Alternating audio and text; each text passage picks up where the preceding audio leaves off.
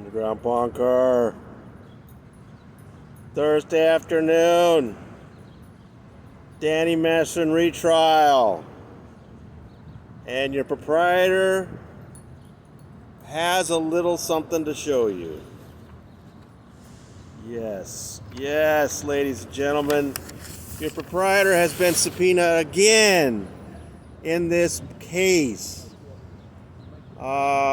The really great thing is now I have Sean Hawley's signature to add to Tom Mesereau's in my collection. So I'm really happy about that.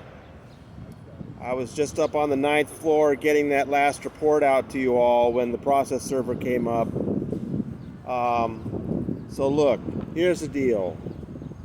Tomorrow morning, the defense is going to try to call me as a witness. And so things are going to be pretty interesting tomorrow. I hope you sign, if you are watching this on YouTube, please sign up for free emails at tonyortega.substack.com. You'll get the whole story in the morning. I'll be pumping out reports. All right, before I get to the subpoena and all that stuff, let me first tell you something that I thought was really interesting today.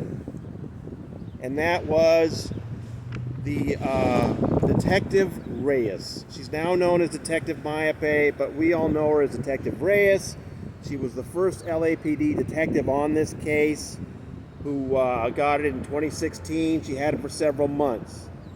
And the very first story I wrote about the Danny Masterson investigation in March 3rd, 2017 was about how unhappy these women were with Detective Reyes and how the investigation was going on. This has been one of the basic things in this story for 6 years now, how the LAPD handled this.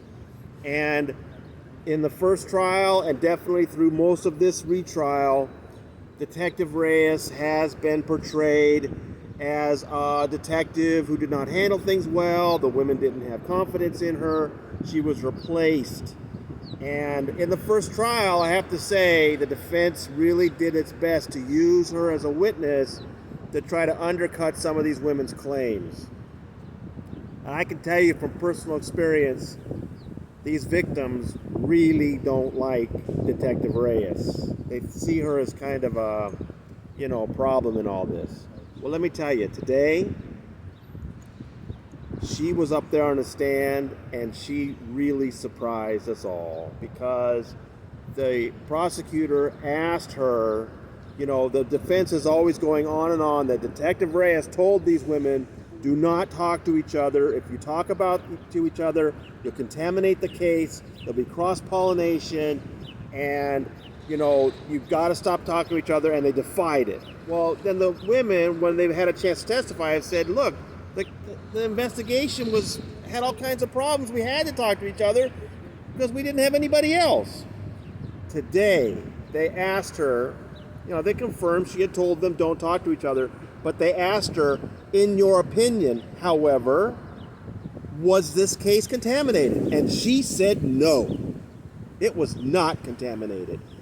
Wow, I was blown away. It's like, that's kind of huge. That's a big part of the defense's case. They never actually asked her that, now that I think about it. So when it was Cohen's turn to cross-examine her, he really went after that. He was like, okay, but you didn't interview them later than 2017. How do you know it was contaminated or not? Oh, see, his star witness is now, ruined. He wasn't happy about that. So, got to hand it to Detective Reyes. She's taken a lot of criticism in this case, but she stood up for these women today and said, you know what, they did not contaminate this case. Wow, that was big. And I told you yesterday that the prosecution's just been ripping through this. We got Detective Myers up and down, no problem, and we even got to Kathleen J. Look, I told you that, 3 women, the charges come from 3 women, Jane Doe 1, 2, and 3. In the first trial, they brought on a 4th woman, the actress Trisha Vesey, who also alleges that she was attacked by Masterson. But her allegations aren't resulting in any charges. But she was brought on what's called a past bad acts witness. Tricia decided not to testify this time, but there's another woman, yet another accuser.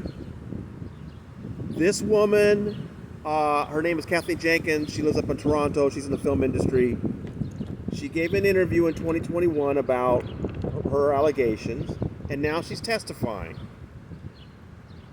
The defense is using that interview to criticize what she's saying in court. I got to be careful about this, you guys. They now want the author of that interview to testify. So, you know, look, you guys know I do my sartorial splendor alert every day. You know, what Philip Cohen wears is a source of entertainment for us. But, you know, through the whole first trial, and, you know, most of this trial now, the guy never looks at me. He, you know, Sean Hawley will say, "Hi, how you doing?" But Cohen's never looked in my direction on purpose once, you know. Today, he turns around, looks at me, and walks right up to me. I'm like, what's going on? So he wanted to know if I needed a subpoena. And I told him I'll be here in court tomorrow anyway, but I'd fight any subpoena. So about 10 minutes later in the hallway, I got this thing. I've talked to my attorney. I'm ready. I'll be ready tomorrow morning to deal with this. Let me just say, for the record, as a journalist, I believe, obviously, the freedom of the press, and I do not think it's a good idea for reporters to be hauled into court to testify based on what other people think about their articles. Okay, that's... I'll have more to say tomorrow in court. And I have a feeling they may find a way to just, you know, put that article into evidence or something and not have to call me. We'll see. Come on, people. We're this close. Let's get this thing done.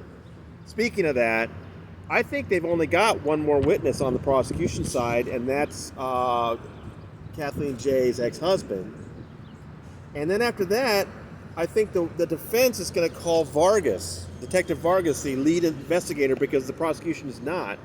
And that's it. I think they're going to take Monday off and have closing statements on Tuesday. We could have a verdict this time next week. So you don't need to slow things down by hauling the journalists onto the witness stand. Come on, people. Well, look, it's been a lot of fun covering this trial, and I do not want them to figure out a way to exclude me. So we'll see what happens tomorrow morning. I know you'll be there, and I'll tell you as soon as it happens, one way or the other. Wow. From Claire Shortridge Foltz Criminal Justice Center, this is your proprietor signing out.